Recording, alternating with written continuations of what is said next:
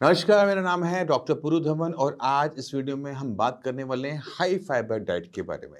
क्योंकि आजकल यूट्यूब पे बहुत सारी ऐसी वीडियो आ रही हैं जो कि आपकी गट हेल्थ के बारे में बता रही हैं कि गट के लिए ये अच्छा है, रो खाना खाओ, हाई फाइबर डाइट खाओ। तो ये किडनी फेलियर पेशेंट को अप्लाई करना चाहिए, नहीं करना चाहिए, उनके लिए कितना बेनिफिशियल है, क्या वजह से नुकसान हो सकता है, इन सब चीज़ों को हम डिस्कस करने वाले हैं इस वीडियो में। तो आप तैयार हैं? चलिए शुरू करते हैं। तो हाई फाइबर डाइट किसी भी इंसान के लिए अच्छी है, ठीक है?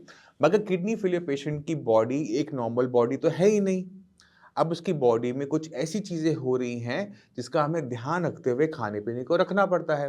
किडनी फेलियर का पेशेंट बहुत ज़्यादा हाई प्रोटीन डाइट नहीं खा सकता, चिकन नहीं खा सकता, फिश नहीं खा सकता, मटन उसे नहीं खाना चाहिए। क्यों? क्योंकि जितना वो प्रोटीन खाएगा उतना ज़्यादा केटोनिन बनेगा। अब अगर हम हाई फाइबर डाइट के बारे में बात करें, तो हमें हाई फाइबर डाइट मिलता कहाँ से है? तो सबसे पहले आते हैं आपके फ्रूट्स, वेजिटेबल्स या फिर आपके चिया सीड्स हो गए या आपके ड्राई फ्रूट्स हो गए।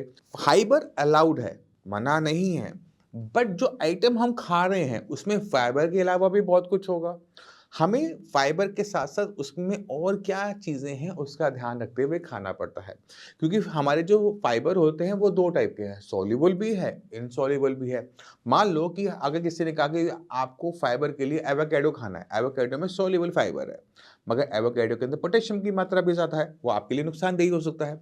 इसी तरह से बनाना, केला, अब केला हर कोई खाता है, हर दूसरा इंसान खाता ही है केला। जो बनाना है, बनाना के अंदर सॉल्युबल फाइबर है, बट उसके अंदर पोटेशियम की मात्रा भी ज़्यादा है, तो हम फाइबर के लिए बनाना खा सकते हैं, बट पोटेशियम के लिए बिल्कुल नहीं खाएँगे।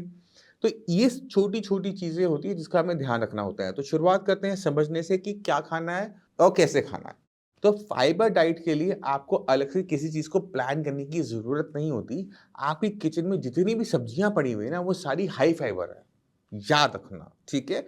तो अगर आप अपनी डाइट के अंदर वेजिटेबल्स की मात्रा को बढ़ा लेते हो, तो आपकी जो डाइट है वो हाई फाइबर हो जाती है ऑटोमेटिक तरीके से। जैसे अगर आप रोज़ प्लेन रोटी खाते हो, उसमें फाइबर की मात्रा कम होगी।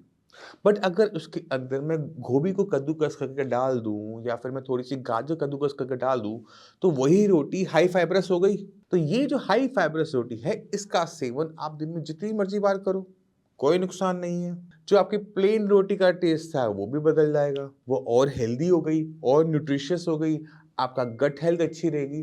तो ये छोटा-सा बदलाव आपकी बॉडी के अंदर ज़्यादा मात्रा में फाइबर लेके जाता है, साथ में विटामिन, मिनरल्स पूरे के पूरे बॉडी में जाते हैं और बॉडी में किसी टाइप की डेफिशिएंसी भी नहीं होती। दूसरी चीज़ आपने क्या करना है, खाने को ना बदलते रहना है। अक्सर हम कहते हैं कि मिक्स वेजिटेबल पे हम थोड़ा-सा जोर देते हैं कि उसके अंदर ड्रम स्टिक्स भी आ रही हैं, पेठा भी आ रहा है, बैंगन भी आ रहा है, करेला भी आ रहा है, जो घर में सब्ज़ी पड़ी है सब उसमें डाल रहे हैं। ऐसे से 2 सब्ज़ी बनती है, एक सूखी और गीली, सोच के बताओ? सूखी में तो आपको फट से आइडिया आ गया, मिक्स वेजिटेबल। हम एक और चीज़ ऐसी खाते हैं जो टेस्टी बहुत लगती है और मिक्स वेजिटेबल डलती है और वो है सांभर। ये जो सांभर है ना, ये अगर आप हफ्ते में 2 बार, 3 बार डेली खाना चाहते हो, डेली खाओ, मना कुछ नहीं है। इसका आप सेवन कर सकते हो। आपने बस ध्यान का रखना है कि इसमें खटास के लिए ना इमली डाली जाती है। उस इमली को निकाल के वहाँ पे अनारदाना होता है ना, उसका सेवन डालना शुरू कर दो। तो जो नेगेटिव इम्पैक्ट होता है इमली का सांभर के अंदर, वो भी कैंसलेशन हो जाता है। इससे आपके अंदर क्या गया, हाई फाइबर खाना गया, आपके जो न्यूट्रिशन है वो भी अच्छा चला गया, आपको टेस्ट मिल गया, आपकी बॉडी में फूड अच्छी मात्रा में चला गया। जब हम सांभर के बारे में बात करते हैं ना, सोच के देखो अब पेशेंट का दूसरा क्वेश्चन क्या होता है, डॉक्टर साहब नारियल की चटनी खा लूँ या फिर टमाटर की चटनी खा लूँ? तो अगर आप किडनी फेलियर के पेशेंट हैं, ना नारियल की चटनी मिलेगी, ना टमाटर की चटनी मिलेगी, क्योंकि ये दोनों ही चटनियों के अंदर या तो पोटेशियम की मात्रा ज़्यादा हो रही है जो कि आपके लिए खतरनाक है, या फिर टमाटर हम दे रहे हैं कि जो कि पूरी तरह से मना होता है किडनी फेलियर पेशेंट को। तो इसी वजह से जितनी भी चटनियाँ होती हैं, चाहे वो टमाटर की हो, चाहे वो मिर्ची की, धनिये की, कि नारियल की को या मूँगफली की, कोई भी टाइप की चटनी किडनी फेलियर पेशेंट नहीं खा सकता है। मान लो कि किसी पेशेंट ने कहा नहीं मैं तो खाऊँगा, चटनियाँ खाऊँगा, मैं अचार भी खाऊँगा, मैं पापड़ भी खाऊँगा, देखता हूँ क्या होता है। पेशेंट की बॉडी में 2 बदलाव आने की संभावना बहुत बदल जाती है। अगले दिन उसको ये दिक्कत हो सकती है, या तो पेशेंट का बीपी का लेवल बहुत बढ़ जाएगा या फिर पेशेंट की बॉडी में बहुत ज़्यादा स्वेलिंग आ जाएगी, पानी भरना शुरू हो जाएगा। तो अगर आपकी बॉडी में नमक की मात्रा ज़्यादा है, तो बॉडी में 2 चीज़ें होती हैं, बीपी बढ़ता है या फिर स्वेलिंग आती है। और जब बॉडी में स्वेलिंग आ रही है, पानी भर रहा है, तो आपके लंग्स में भी भरने की संभावना होती है। सांस लेने में दिक्कत हो सकती है, हॉस्पिटल जाना पड़ सकता है। तो इसी वजह से आपको अपने खाने में नमक की मात्रा को कम रखने के लिए चटनियाँ, अचार, पापड़ से पूरी तरह बचना होता है, बिल्कुल टच नहीं करना होता है, क्योंकि इसको देने के बाद कॉम्प्लिकेशंस आ जाती हैं। अब हम दोबारा से आते हैं अपने टॉपिक पे वापस। तो हमने सब्जियों के बारे में बात कर ली। अब हम चलते हैं फ्रूट्स के ऊपर। बट हमें जो सिलेक्शन ऑफ फ्रूट्स करनी होती है, वो करनी होती है कि कौन-सा किडनी के लिए फ्रेंडली है। तो जितने भी फ्रूट्स कच्चे में खट्टे हैं, पकने पे मीठे हो जाते हैं, वो बनाएँ। जैसे आम, कच्चे में तो खट्टा, पकने पे मीठा, नहीं खाना, है ना? इसी तरह से संतरा है, मौसम्मी है, कीनू है, ये सारे के सारे खट्टे फल मना है, अंगूर भी मना है। अब कुछ फ्रूट ऐसे होते हैं जो कच्चे में ना, जब कच्चा खाओगे तो कसेला होता है, फीका-सा होता है, पकने पे मीठा हो जाता है। सोच देखो कौन-कौन से होते हैं? खरबूजा खाया है कभी कच्चा-कच्चा? कसेला-सा होता है ना, फीका-सा। खरबूजा हो गया या एप्पल हो गया या फिर अमरूद हो गया। ये कुछ फ्रूट ऐसे हैं जिनको आप सेवन कर सकते हैं। आप जब भी फ्रूट्स खाओ तो कोशिश करो कि उसकी मात्रा एक्सेस मत करो। अगर कोई पेशेंट मान लो रोटी छोड़ देता है, चावल छोड़ देता है, सोचता है मैं सिर्फ फ्रूट्स खाऊँगा, मैं ठीक हो जाऊँगा, वो पेशेंट 100% बीमार पड़ेगा। बॉडी में इतनी वीकनेस आएगी कि पेशेंट की बॉडी लिफ्ट भी नहीं होगी, चल भी नहीं पाएगा। तो फ्रूट्स की जो मात्रा है वो एक कटोरी, एक बाउल है। तो इसको अगर आप मेंटेन कर लेते हो तो फाइबर भी गया, विटामिन भी गए, मिनरल्स भी गए और आपकी बॉडी बढ़िया चलेगी।